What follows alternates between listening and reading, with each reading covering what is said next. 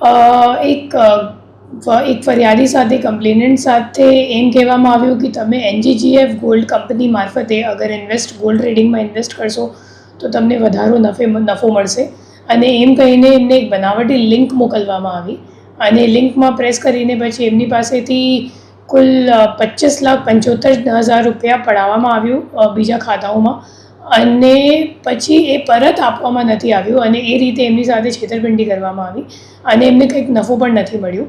અને જ્યારે આ ગુનો અહીંયા દાખલ કરવામાં આવ્યો ત્યારે આપણે ટેકનિકલ વર્કઆઉટ કરીને આપણી ટીમ હાલોલ ખાતે ગઈ, અને હાલોલથી ઘનશ્યામ ઠક્કર કરીને જે લેર 1નો અકાઉન્ટ હોલ્ડર છે એમને પકડવામાં આવ્યું છે. અને ઘનશ્યામનું જ્યારે આપણે ઇતિહાસ જોઈએ તો એમને અગાઉ પણ ચેન્નઈ પોલીસ દ્વારા અટક કરવામાં આવ્યું છે અને હાલ બેલ ઉપર બહાર છે. અને ઘનશ્યામ અગાઉ પ્લાસ્ટિક કંપની ચલાવતો હતો, અને પછી ધંધો મંદો પડી ગયું અને ખાતો એમનો ચાલતો નહોતો, તો પછી ભાડા આપવાનું એમને શરૂ કર્યું, અને એમના જે ખાતો છે એમના ટોટલ 22 NCCRP કમ્પ્લેન્ટ્સ નોંધાયેલ છે આખા ઇન્ડિયામાં, અને તમામ NCCRP કમ્પ્લેન્ટ્સનો આપણો ફ્રોડનો આંકડો જોઈએ તો 8.5 કરોડ જેટલાનું ફ્રોડ છે. એ ભાઈએ પોતે જે એમનું અકાઉન્ટ છે એ કિટ લઈને વૃંદાવન ખાતે રૂબરૂ ગયું, અને જે નાસ્તા ફરતા આરોપીઓ છે એમને ત્યાં આપીને આવ્યું, અને એના માટે એમને 1,20,000 જેટલાની કમિશન મળી છે. આરોપીનો અભ્યાસ કેટલો છે?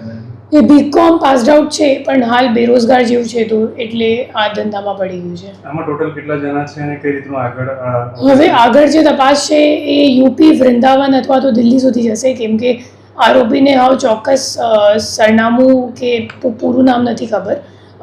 એ ફક્ત રૂબરૂ જઈને એમને ચહેરાથી ઓળખ એમને ખબર છે કે કોને એમને અકાઉન્ટ કિટ આપ્યું છે. આરોપીઓ કેટલા છે? હાલ 2 નાસ્તા ફરતા આરોપીઓ છે આપણી સામે. ઓકે, અને ફરિયાદી છે એ શું કરે છે? એનું બેકગ્રાઉન્ડ શું છે? એ ધંધો કરે છે. શાનો?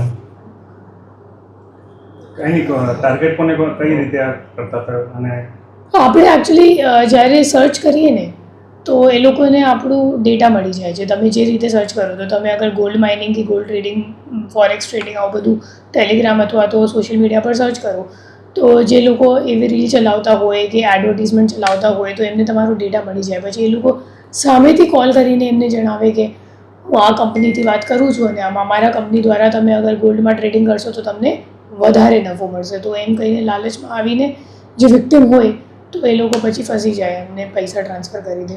શું કહેશો, લોકોને કેવી રીતે અપીલ કરશો?